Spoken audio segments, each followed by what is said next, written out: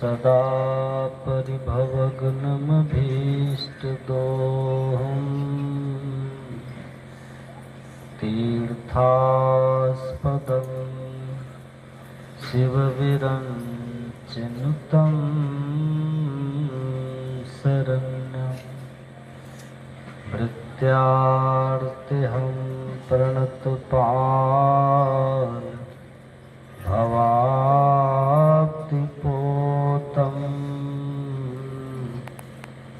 वन्दे महापुरुष ते चरणारविन्दम्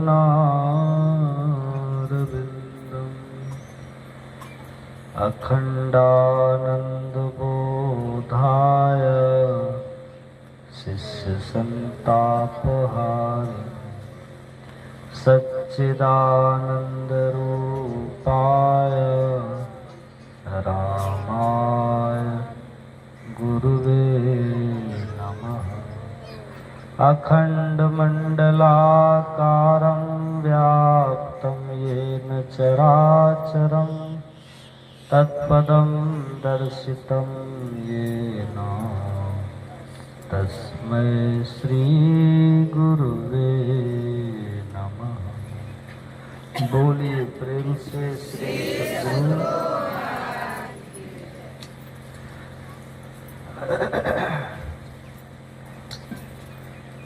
हम लोग थोड़ा उच्च स्वर पे गुरु महाराज की जय ध्वनि करें।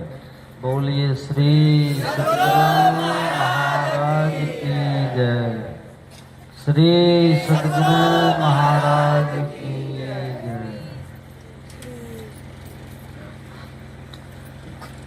परमाराध सद्गुरु महाराज के युगल पाद पद्मों में नमन।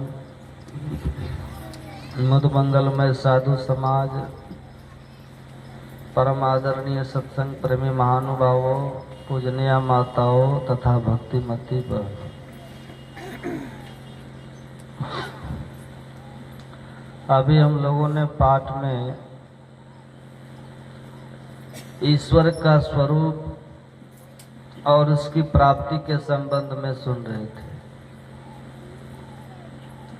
और पाठ के क्रम में हम लोगों ने उपनिषदों का पाठ सुना।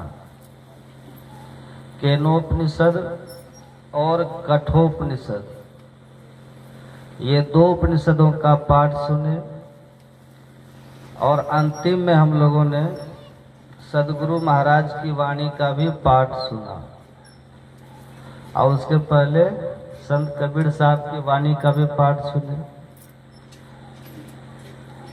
और उसी क्रम में प्रवचन भी सुने। तो इन सभी पाठों का जो सार है, उनका सार यही कि ईश्वर का स्वरूप क्या है और हम उनको कैसे जान सकते हैं, कैसे पा सकते हैं, यही विषय है। ध्यान से सुनिएगा। और ये विषय संत मत का सबसे श्रेष्ठ विषय है और गूढ़तम विषय है, बहुत रहस्यमय विषय है। इस विषय को जो ठीक से समझ लेते हैं, जो ठीक से जान लेते हैं, उनका भटकन छूट जाता है। इस विषय को जो अच्छा से समझ लेते हैं और बुद्धि में बैठा लेते हैं, उसका फल संसार में भटकना तो छूटता ही है, साथ साथ उनका 84 लाख योनियों में भी भटकना छूट जाता है। बहुत गंभीर विषय है, गूढ़ विषय है और श्रेष्ठ, और हम लोगों के लिए सबसे ज्यादा लाभदायक विषय है। इस विषय को वही समझेंगे जो बहुत शांत होकर के, एक चित्त होकर के, एकाग्र होकर के सुनेंगे। चंचल बिल्कुल नहीं होंगे। आप जरा सा चंचल होंगे, बस समझने में जैसे थोड़ी सी भूल हुई, पूरा मामला ही खराब हो जाएगा। इसलिए बीच में कोई बाधा न हो, कोई डिस्टर्ब न हो, ध्यान रखिएगा, बहुत सावधानी से सुनिएगा। पाठ में सुन रहे थे, उपनिषद के ऋषि कह रहे थे, यदि इसी जन्म में ब्रह्म को जान लिया, यदि इसी जन्म में ईश्वर को जान लिया, समझ लिया, तब तो ठीक है, और नहीं तो बहुत बड़ी भारी हानि है, भारी हानि। और हानि क्या? ईश्वर को समझना क्या है? इसी जन्म क्यों कहा? इसी जन्म किसको कहते हैं? इस जन्म किसको कहते हैं? ब्रह्म किसको कहते हैं? उनको जानना क्या है? बहुत मार्मिक बातें हैं। बहुत बड़ी हानि क्या है? ये बहुत बड़ी मार्मिक बातें हैं। धन का खो जाना ये बहुत बड़ी हानि नहीं है। बिल्डिंग का ध्वस्त हो जाना ये बहुत बड़ी भारी हानि नहीं है। पुत्र का मर जाना ये बहुत बड़ी भारी हानि नहीं है। निसंतान हो जाना ये बहुत बड़ी भारी हानि नहीं है। दुनिया का सब हमारा शत्रु बन जाए ये बहुत बड़ी भारी हानि नहीं है। कोई भी घाटा लगे, कुछ भी क्षति हो जाए संसार में, ये बहुत बड़ी भारी हानि नहीं है। तब हानि है क्या? हमारे गुरु महाराज कहते थे सबसे बड़ी भारी हानि यही है, अभी जो मानव का शरीर आप और हम सब का है, जो ईश्वर की कृपा से मिला है, बड़े भाग्य से मिला है। अगर हम इसी जन्म में अभी जो मनुष्य आप और हम बने हुए मानव का शरीर है सबका, यदि इसी मानव शरीर में रह करके हमने ईश्वर को नहीं जाना, नहीं समझा, तो भारी हानि यही है कि ये मानव का तन हाथ से छूट जाएगा। और ये मानव का तन फिर दोबारा कब मिलेगा कि नहीं मिलेगा ये कोई नहीं जानता। इसका कोई ठिकाना नहीं है। इसको अपने से आप पा नहीं सकते। मानव तन आप अपने से ले नहीं सकते। इसको अपने से पाने का सामर्थ्य किसी में नहीं है। और न कोई दुनिया का बड़े से बड़े पद वाले व्यक्ति हमें ये दे सकता है। ये जब भी देते हैं, जब भी ये मिलता है हमें, तो एकमात्र ईश्वर के द्वारा मिलता है और ईश्वर की ही कृपा से मिलता है। और ऐसा भी मत समझिएगा कि ईश्वर स्वार्थी है, परमात्मा स्वार्थी है। परमात्मा हमारे किसी गुण विशेष से वो रीझ करके, हमारे धन दौलत को देख करके, हमारी पद प्रतिष्ठा से प्रभावित हो करके, हमारे परिवार को देख करके प्रभावित हो करके तब ईश्वर हमें ये मानव का तन देते हैं, ऐसा भी मत समझिएगा। वो बस कृपा करते हैं, इसीलिए कृपा करते हैं क्योंकि आप और हम जो जीवात्मा है ये ईश्वर का अंश है, उनकी संतान है। ये हम उनकी संतान है, उनकी संतति है। अपने संतान पर स्वाभाविक करुणा होती है पिता की। इसलिए बिना स्वार्थ के आप पढ़िएगा रामायण, राम भगवान ने अपनी प्रजाओं को बुला करके यही बातें कही थी। भगवान ने कहा था, आकर 4,84,000 जोनि बरमति है जीव अविनाशी, पीड़त सदा माया कर प्रेरा, काल कर्म स्वभाव गुण गहरा, कबहुक करी करुणा नर देही, अद्वैत ईश बिनु हेतु सने। कभी काल जब ईश्वर की बड़ी करुणा होती है, बड़ी कृपा होती है, तब ये मानव का तन देते हैं। ईश्वर है कैसे? बिना हेतु से नहीं। राम खुद कह रहे ईश्वर परमात्मा बिना किसी लेन देन के, बिना किसी स्वार्थ के वो हमसे प्रेम करते हैं, जीव से प्रेम करते हैं। तो ये जो मानव का तन अभी मिला हुआ है, उपनिषद के ऋषि कहते हैं ये जो प्रभु कृपा से मानव का तन मिला, यदि इसी मानव तन में रह करके हमने ईश्वर को नहीं जान लिया, तब समझिए फिर दोबारा ये मानव का तन कब मिलेगा अथवा नहीं मिलेगा, इसका कोई ठिकाना नहीं। इसलिए इसी जन्म में जान लेना चाहिए। और सुनिएगा, अब ध्यान से सुनिएगा। इसी जन्म मतलब ये जो अभी जो मानव का तन मिला है आप और हम सबको, इस जन्म की बात है। अभी इसी मानव तन में जानना है। एक बात तो ये हो गई। और सुनिएगा, दूसरी तरफ आप देखिएगा, दूसरी तरफ महापुरुषों ने वर्णन किया है कि एक ही जन्म में किसी को ईश्वर नहीं मिलता है। ध्यान से सुनिएगा। पहले तो कहते हैं अगर इस जन्म में जान लिया तब ठीक है, और नहीं तो भारी हानि। हानि क्या? हम 84 लाख में चले जाएंगे जोनियों में। 184 भ्रम के पोपर अटके आए, आपकी पासा ना पड़े तो फिर 84 जाए, 84 में चले जाएंगे। एक बात तो ये है। और दूसरी बात संत कहते हैं एक ही जन्म में किसी को ब्रह्म की प्राप्ति नहीं होती, एक ही जन्म में किसी को ईश्वर का ज्ञान नहीं होता है। आप कहिएगा कहाँ लिखा है? यहाँ तो लिखा हुआ है यदि इसी जन्म में जान लिया तब ठीक है, इचेद विदित सत्यमस्ति, ये लिखा है। आप पढ़िए गीता, श्रीमद् भगवत गीता, ये भगवान श्री कृष्ण की वाणी है। उसमें भगवान बोलते हैं, भगवान कहते हैं वासुदेवः सर्वमिति स महात्मा सुदुर्लभः बहुनाम जन्मा मानते ज्ञानवान माम प्रपद्यन्ते।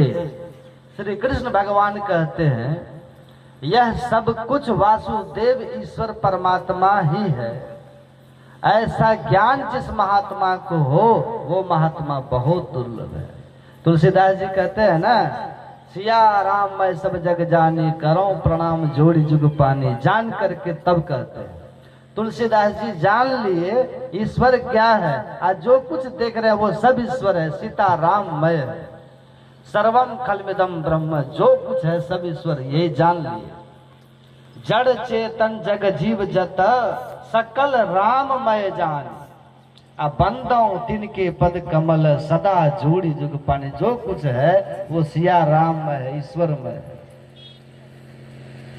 भगवान श्री कृष्ण कहते हैं ये दृष्टि, ये वृत्ति जिस महात्मा की हो, ऐसे महात्मा बहुत दुर्लभ होते हैं। तुलसीदास बहुत दुर्लभ है, सूरदास बहुत दुर्लभ है, कबीर साहब बहुत दुर्लभ है, गुरु नानक बहुत दुर्लभ है। हमारे सदगुरु महाराज जी ऐसे संत बहुत दुर्लभ है जिनकी दृष्टि में ईश्वर के सिवा कुछ भी न हो, जो ईश्वर का प्रत्यक्ष बोध प्राप्त कर लिया, जो प्रत्यक्ष में ईश्वर को जान लिया। ऐसे महात्मा भगवान श्री कृष्ण कहते हैं बहुत दुर्लभ है। ऐसे महात्मा कैसे होते हैं? तो आगे भगवान कहते हैं बहुनाम जन्मा मानते, जन्मना मानते, बहुत जन्मों के अनंतर तब ऐसे महात्मा होते हैं। कोई सोचे कि इसी जन्म में महात्मा बन जाए और हो जाए, ये कैसे होगा? बहुत जन्मों के अनंतर। आप पढ़िए हमारे गुरु महाराज की जीवनी,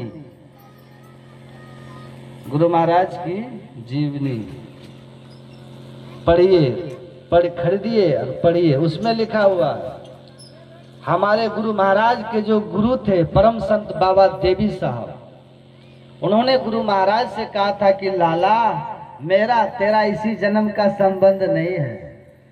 सुनिएगा ध्यान से।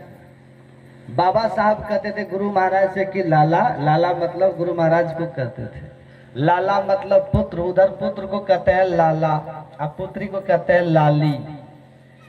तो बाबा साहब हमारे गुरु महाराज को कहते थे कि लाला मेरा तेरा एक ही जन्म नहीं हुआ, मेरा तेरा मिलन इसी जन्म का नहीं है, पहले जन्म का ये संस्कार है। नहीं तो देखो मैं कहा उत्तर प्रदेश का मुरादाबाद और तू कहा बिहार प्रांत के पूर्वी छोर, पूर्वी भाग के पूर्णिया जिला।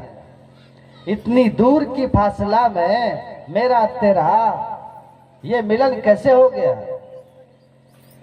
तुम मुझसे कैसे मिला, मैं तुझसे कैसे मिला? बाबा साहब कहते थे ये पहले जन्म का संस्कार है। मतलब तुम मुझसे पहले भी मिला था, मैं तुमसे पहले भी मिला था, ये पहले का संस्कार है, तब इस जन्म में फिर से मिले, है ना, जन्मों का संस्कार।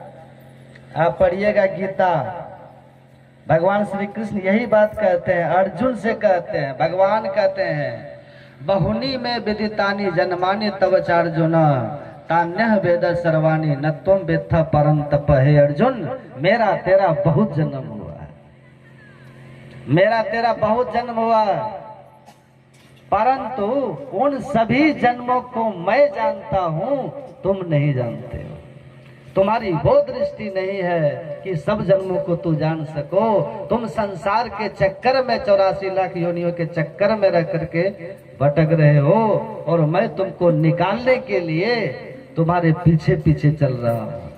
संसार के जीवों का उद्धार करने के लिए मैं बारंबार संसार में आता हूँ। संभवामि युगे युगे, भगवान कहते हैं हर एक युग में मैं आता हूँ, बराबर आता हूँ। भगत हेतु भगवान प्रभु राम धरऊ तनु भूप। भगत भी 84 के चक्कर में पड़ा हुआ है, अनेक तरह की योनियों में भटक रहे हैं, और अपने भक्त का उद्धार करने के लिए भगवान भी भक्तों के पीछे आकर के अनेक बार संसार में आते। संभवामि युगे युगे, आते रहते हैं। लेकिन उस बात को हम नहीं जानते, पर भगवान जानते, उनको पता है। तो ये सब बातें ये बतलाती हैं कि एक ही जन्म की बात नहीं है, अनेकों जन्म लग जाते हैं। आप भगवान बुद्ध की जीवनी पढ़िए ना। भगवान बुद्ध के लिए कहा गया कि भगवान बुद्ध को 550 जन्म लगा अरहत्व प्राप्त करने में। अरहत्व प्राप्त, अरहत्व प्राप्ति कहिए, ये पाली भाषा है, उसी को हम लोग कहते हैं मोक्ष प्राप्ति।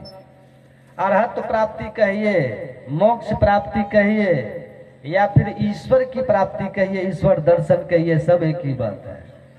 भगवान बुद्ध को 550 जन्म लगा है, कल्पना करिए। हमारे गुरु महाराज जी से किसी ने पूछा था कि सरकार, जब भगवान बुद्ध को, जो विष्णु भगवान के अवतार माने जाते हैं, जब भगवान बुद्ध को ईश्वर दर्शन करने में, अरहत पाने में, निर्वाण पाने में, मोक्ष पाने में 550 जन्म लग गया, तो हम लोगों को कितना जन्म लगेगा? तब गुरु महाराज जी ने कहा था कि तुम कहते हो बुद्ध को ईश्वर दर्शन, मोक्ष पाने, निर्वाण पाने में 550 जन्म लगा, और सबरी को कितना जन्म लगा? सबरी को कितना जन्म लगा है? सबरी की बात तो सबको ही जानते हो।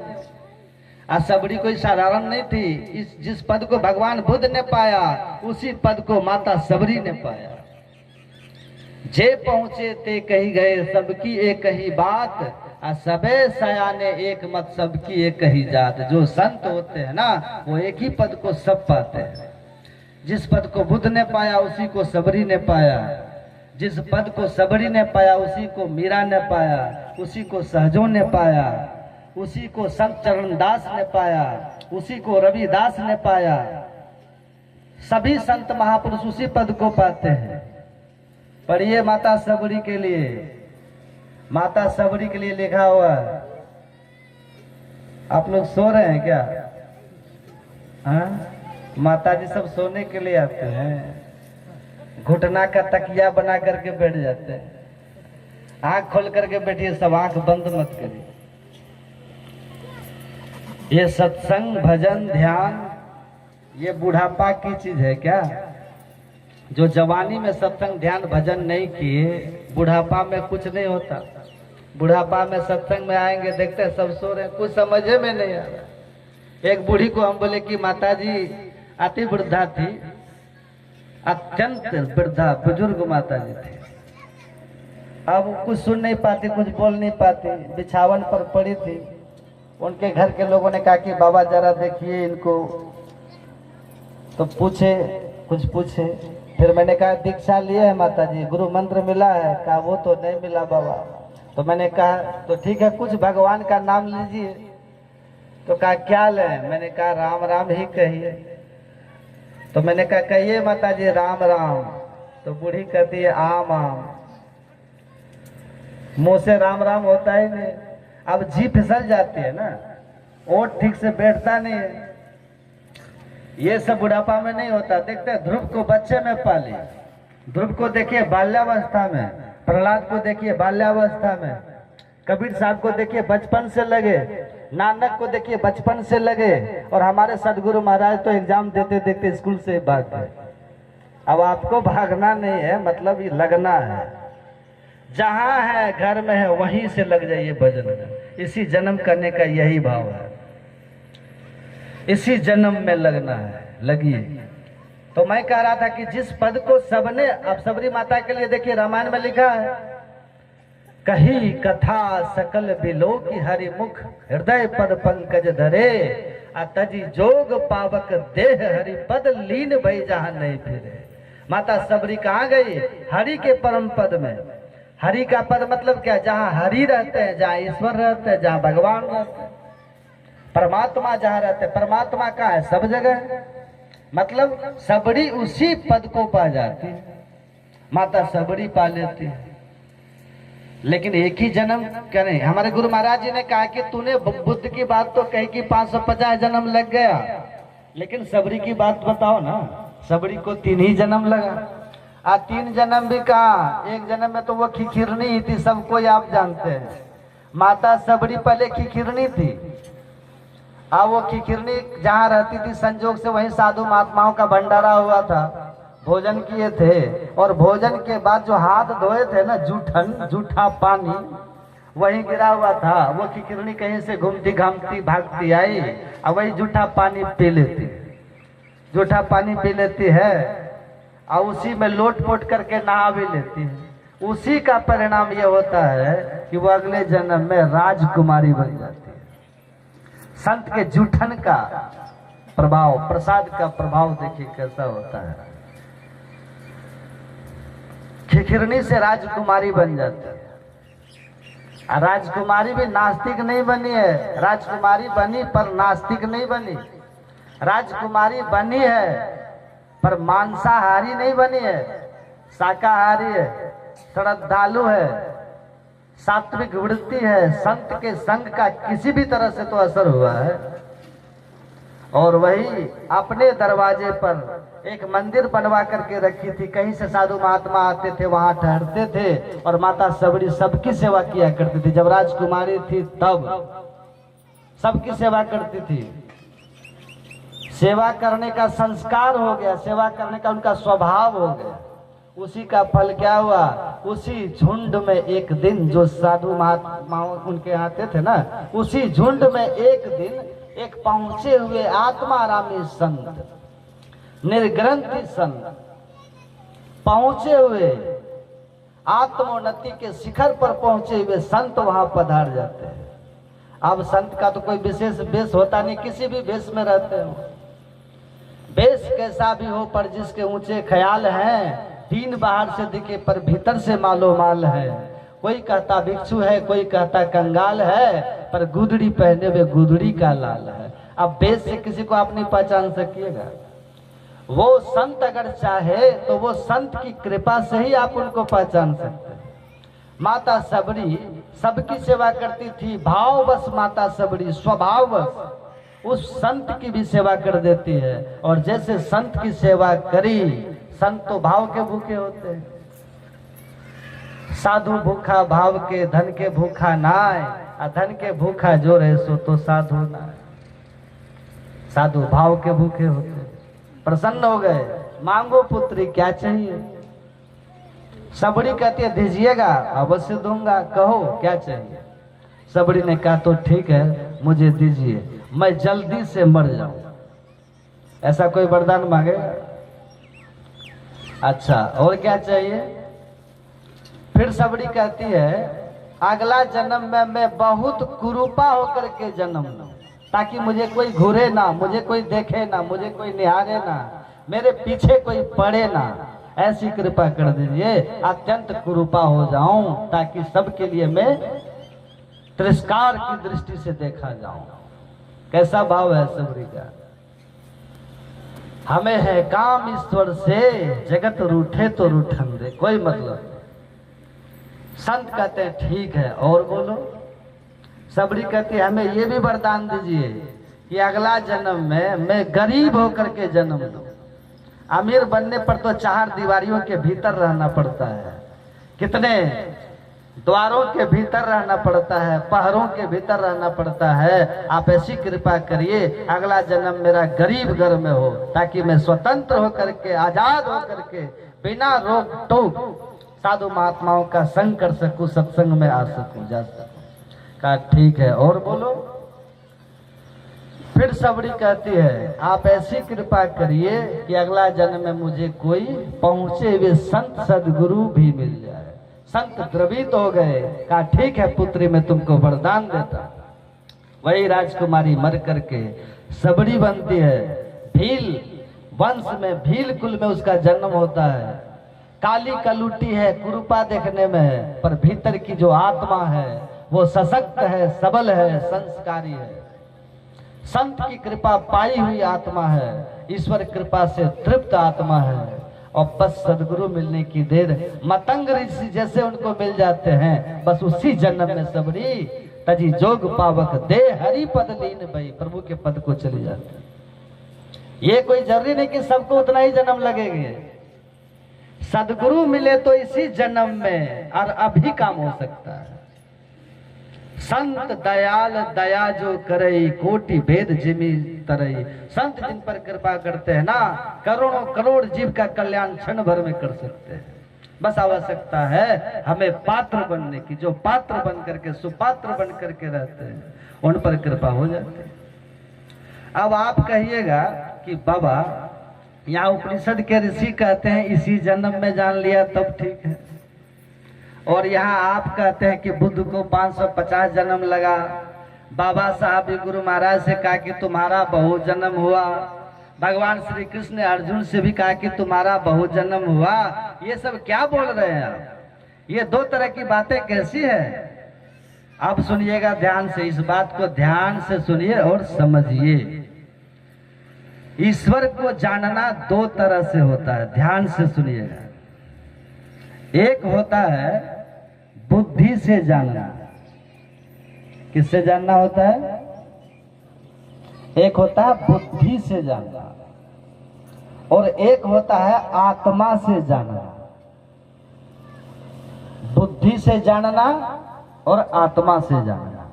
जो व्यक्ति आत्मा से जान लेते हैं, आत्मा से जानने का मतलब जो पहले आत्म दर्शन किए, जो पहले अपने आप को देख लिए, हम कौन है, इस बात को जो पहले जान लेते। अभी आप किसी से पूछिए कौन है आप, तो कोई कह देते हैं हम फलाना है, नाम बता देते हैं। कैसे हैं आप, तो कोई कह देते हैं हम काले हैं, कोई कह देते हैं हम गोरे हैं, कोई कह देते हैं हम नाटे हैं, ये कह देते हैं। कोई कह देते हैं हम स्त्री हैं, कोई कह देते हैं हम पुरुष हैं, ऐसा लोग कह देते हैं। ये तो आप शरीर का परिचय दे रहे हैं। आप अपने को आप नहीं जानते। आप कौन है जो अपने की पहचान कर लेते हैं? हम कौन है?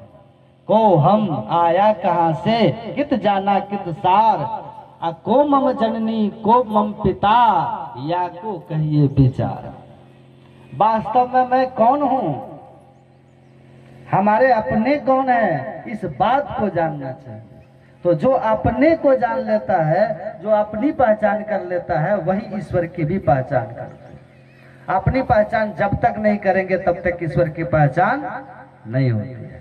इबादत है किसी नासाद को फिर साद कर देना, इबादत है किसी बर्बाद को आबाद कर देना।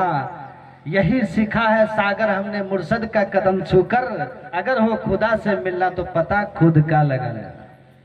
जो खुद का पता लगाता है, जो अपने आप को जान लेता है, वही ईश्वर को, खुदा को जानता है। इसलिए अपना ज्ञान, आत्मज्ञान जिनको होता है उसी को ईश्वर ज्ञान होता है। ये आत्मा से जानना हुआ। ये ज्ञान अंत में होता है जाकर के, अंतिम में।